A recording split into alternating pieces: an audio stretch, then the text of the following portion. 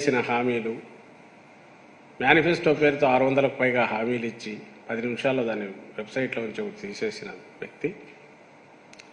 దాంతో ఆగకుండా ఆ రోజు ఎవరితో అయితే పొత్తు పెట్టుకున్నాడో, ఈరోజు ఎవరితో అయితే పెట్టుకున్నాడో వాళ్ళతో ఆ రోజు పెట్టుకొని బీజేపీ ఇదే జనసేనతో పెట్టుకొని ఆ రోజు రాష్ట్రం అంతా ఎడాపెడా తిరిగి ఆ ముగ్గురు ఫోటోలు కూడా పెట్టుకొని వాళ్ళ తరపున కూడా అందులో ముఖ్యమైన పాయింట్స్ అంటూ హామీలు ఇచ్చాడు.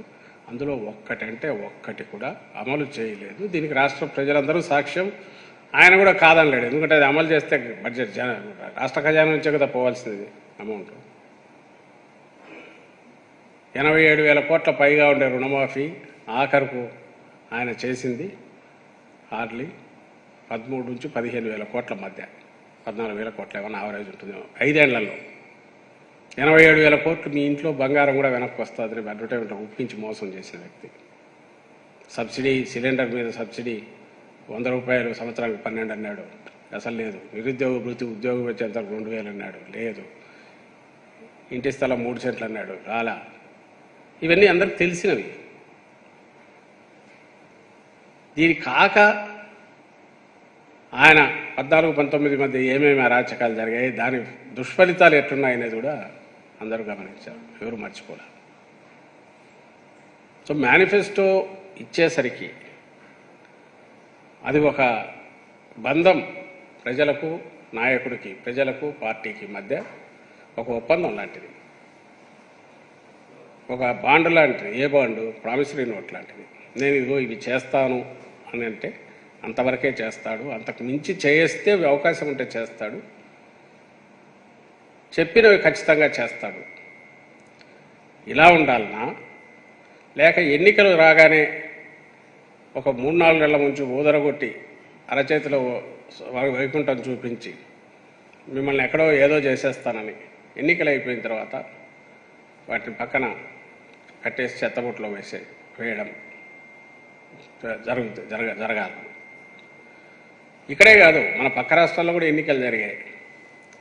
ఆ రోజు అనౌన్స్ చేసిన దానికి నిన్న ఒక పక్క ముఖ్యమంత్రి, పేర్లు అనవసరం, ఎక్కడో అంటున్నాడు ఈసారి గ్యారంటీ ఆగస్టులోగా నేను పూర్తి చేసేస్తాను రుణమాఫీని ఏదో అని అంటున్నాడు.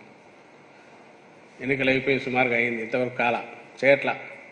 ఇప్పుడు ఆగస్టు అంటున్నాడు, ఎందుకంటే రేపు గండం ఉంది కాబట్టి పార్లమెంట్ ఎలక్షన్లు ఉన్నాయి, బయటపడాలనేది అంతా ఆత్రపడతా.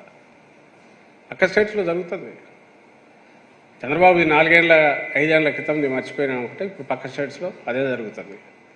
ఇలాంటి 420 కేసెస్ అదే ఆర్డర్ ఆఫ్ ది డేగా అయిపోయి, అంటే ఇట్లా చేయడమే రాజకీయం అనుకునే వాళ్ళను ప్రజలు చీదరించుకునే రోజులు ఇవి. ఈ ధీమా మాకు ఎక్కడి నుంచి వచ్చిందంటే జగన్మోహన్ రెడ్డి గారు 19లో ఇచ్చినవి నిలుపుకున్న తర్వాత వాటి సీరియస్నెస్ ప్రజలకు తెలుస్తుంది. రాజకీయ నాయకులు, రాజకీయ పార్టీలు అంటే వాళ్ళు చేసే ఎన్నికల ఎత్తుగడలన్నీ వాళ్ళ మధ్య జరిగే ఒక ఆట లాంటిది.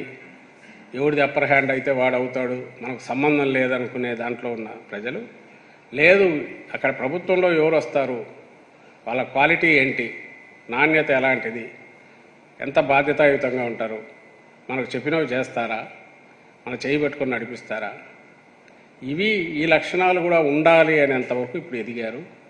థ్యాంక్స్ టు జగన్మోహన్ రెడ్డి గారు. ఆయన తీసుకున్న ఒక విశ్వసనీయత అనే దీని మీద బిల్డ్ చేసుకుంటూ రావడం వల్ల పార్టీని కానీ ఇచ్చిన హామీలు నిలుపుకోవడం కానీ వల్ల ఓహో ఇది కదా కావాల్సింది రాజకీయ నాయకుడి లక్షణం అనేది ప్రజలకు అర్థమవుతుంది. మా ధీమా ఈసారి, మా నమ్మకం దాని మీదనే, పార్టీ నమ్మకం కానీ, లేదా జగన్మోహన్ రెడ్డి గారు మీకు నిజంగా మంచి జరిగి ఉంటే మీ ఆశీస్సులు ఇవ్వండి, మీ కుటుంబంలో మంచి జరిగింది అని మీరు భావిస్తే,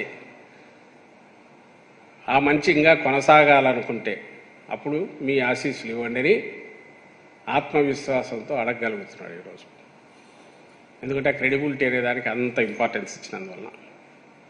నేను అడుగుతాను, ఇప్పుడు ఇందులో చంద్రబాబు నాయుడు గారు ఇచ్చిన హామీలు ఏవైతే ఉన్నాయో నిన్న జగన్మోహన్ రెడ్డి గారు ఎక్స్ప్లెయిన్ చేశారు.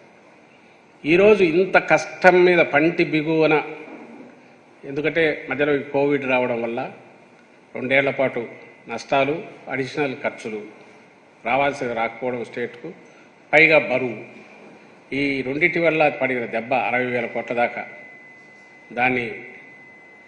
దాన్ని కూడా తీసుకొని మీ అయినా కూడా పంట బిగువన పథకాలు లేదా చెప్పిన